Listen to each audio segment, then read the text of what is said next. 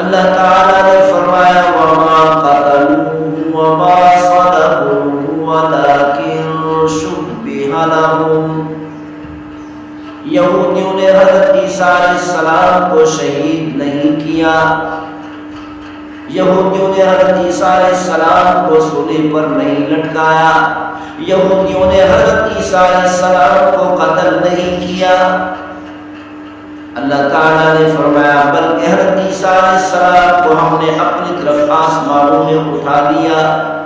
تابوت سکینہ اسی چٹان کے نیچے دفن ہے جہاں سے آخر زمان نبی صلی اللہ علیہ وسلم نے معراج کا سفر شروع فرمایا تھا۔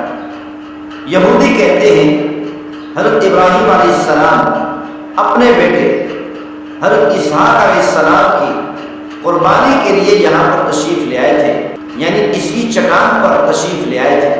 تابوت سکینہ میں حضرت سلیمان علیہ السلام کی انگوٹھی، اس کے علاوہ بے شمار نشانیاں ہیں جو یہودیوں کے لیے انتہائی خصوصیت کے حامل ہیں۔ یہودیوں کا عقیدہ ہے ان کا مسیح آئے گا، اس چٹان پر قربانی کرے گا، پھر ہیکل سلیمانی تعمیر کروائے گا، جس کو حضرت سلیمان علیہ السلام نے تعمیر کروایا تھا، جس کو بعد میں عراق کے بادشاہ بخت نصر نے جلا دیا تھا۔ اس کی صرف ایک دیوار موجود ہے جس کو دیوار گریا کہا جاتا ہے۔ یہاں یہودی اپنا سر رکھ کر، یعنی یہودی اس دیوار گریا پر اپنا سر رکھ کر عبادت کرتے ہیں۔ اس پورے ایریے کے 9 گیٹ، ان میں سب سے خوبصورت گیٹ دمشق گیٹ ہے۔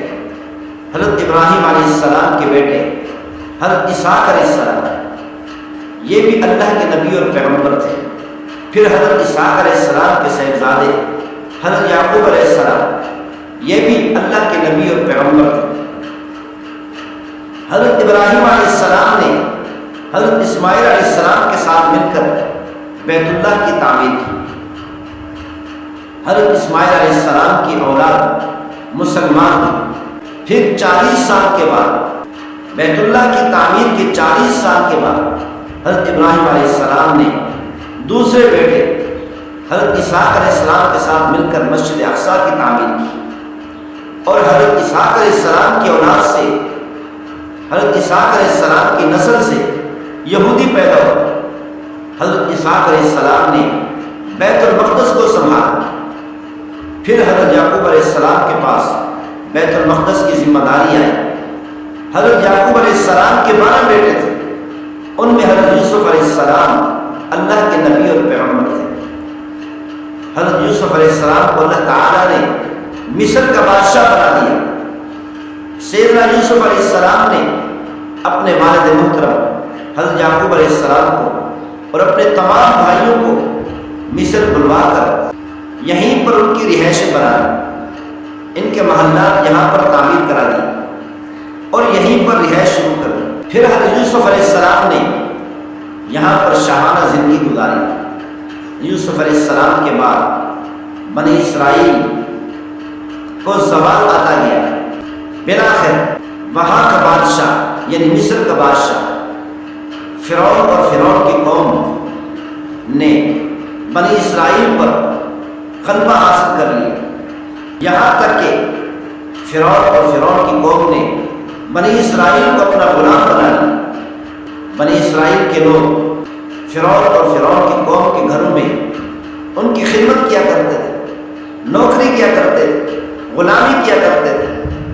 پھر اللہ تعالیٰ نے بنی اسرائیل میں حضرت موسیٰ علیہ السلام کو بھیجا کہ سیدنا موسیٰ علیہ السلام نے بنی اسرائیل کو فرعون کے ظلم و ستم سے بچایا، اور اللہ تعالیٰ کے حکم سے حضرت موسیٰ علیہ السلام بنی اسرائیل کو مصر سے نکال کر پھر فلسطین لے گئے۔ حضرت موسیٰ علیہ السلام نے اللہ تعالیٰ کی مدد سے، اللہ کی نصرت سے، اللہ تعالیٰ کے حکم سے بنی اسرائیل کو فرعون اور فرعون کی قوم کے ظلم و ستم سے بچا لیا اور فلسطین کی سرزمین پر پہنچ گئے۔ اسی طرح بنی اسرائیل پھر فلسطین میں آباد ہو گئے۔ پھر حضرت داؤد علیہ السلام کا دور آیا، انہوں نے دوبارہ مسجد اقصیٰ کی تعمیر کا کام شروع کر دیا۔ لیکن یہ کام حضرت داؤد علیہ السلام کی زندگی میں مکمل نہ ہو سکا۔ حضرت داؤد علیہ السلام دنیا سے کوچ فرما گئے۔ پھر حضرت داؤد علیہ السلام کے صاحبزادے حضرت سلیمان علیہ السلام کو بھی اللہ تعالیٰ نے نبی اور پیغمبر بنایا۔ سیدنا سلیمان علیہ السلام نے بقیہ کام بیت المقدس کا مکمل کیا۔ پھر حضرت سلیمان علیہ السلام کے دور میں ہی ہیکل سلیمانی تعمیر کیا گیا، جہاں حضرت سلیمان علیہ السلام کی قوم عبادت کیا کرتی تھی۔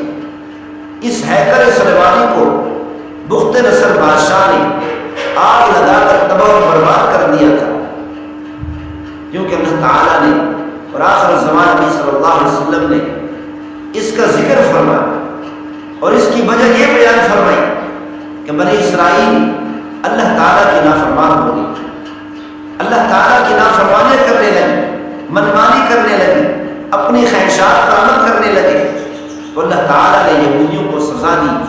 یہی سزا دی کہ عراق کے بادشاہ بخت نصر کو اللہ تعالیٰ نے ان پر مسلط کر دیا کہ اس بخت نصر بادشاہ نے یہاں پر قتل عام مچایا،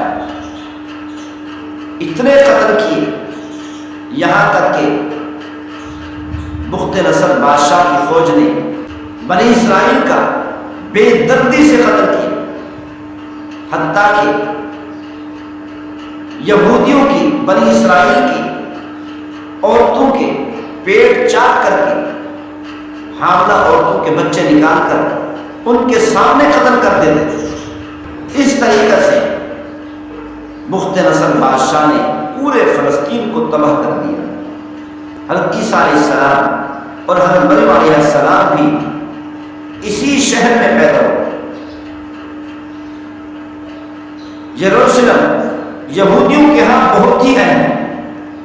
جب حضرت عیسیٰ علیہ السلام کو اللہ تعالیٰ نے آسمانوں پر اٹھا لیا، جس کے بارے میں اللہ تعالیٰ نے قرآن مجید فرقان حمید میں ارشاد فرمایا وَإِذْ قَالَ اللَّهُ يَا عِيسَىٰ إِنِّي مُتَوَفِّيكَ وَرَافِعُكَ إِلَيَّ۔ اللہ تعالیٰ نے فرمایا اے عیسیٰ میرے نبی میرے پیغمبر، ہم آپ کو اپنی طرف پورا وصول کر لیں گے، آپ کی روح جسم سمیت آپ کو آسمانوں کی طرف اپنی طرف اٹھا لیں گے۔ اللہ تعالیٰ نے دوسری جگہ میں ارشاد فرمایا وَمَا قَتَلُوهُ وَمَا صَلَبُوهُ وَلَٰكِن شُبِّهَ لَهُمْ، اور اسی طرح ارشاد فرمایا وَمَا قَتَلُوهُ يَقِينًا بَلْ رَفَعَهُ اللَّهُ إِلَيْهِ، کہ یہودی اس بات کا دعویٰ کرتے ہیں کہ ہم نے حضرت عیسیٰ علیہ السلام کو شہید کر دیا۔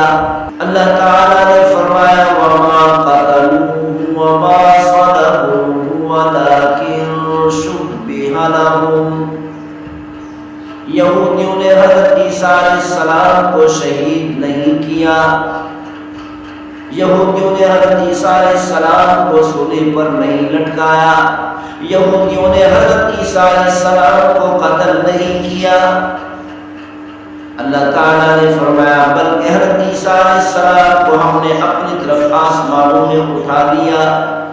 اس وقت سیدنا عیسیٰ علیہ السلام چوتھے آسمان پر زندہ تشریف فرما ہے۔ پیغمبر صلی اللہ علیہ وسلم نے ارشاد فرمایا کہ قرب قیامت میں دجال کو قتل کرنے کے لیے اللہ تعالیٰ سیدنا عیسیٰ علیہ السلام کو دنیا میں بھیجیں گے۔ دمشق کی جامع مسجد کے ستون پر، دمشق کی جامع مسجد کے گنبد پر سیدنا عیسیٰ علیہ السلام اتارے جائیں گے۔ تو اللہ تعالیٰ نے بتا دیا کہ یہودی جیسا کہ دعویٰ کرتے ہیں حضرت عیسیٰ علیہ السلام کو انہوں نے قتل نہیں کیا، بلکہ اللہ نے فرمایا ہم نے عیسیٰ علیہ السلام کو اپنی طرف آسمانوں میں زندہ اٹھا لیا۔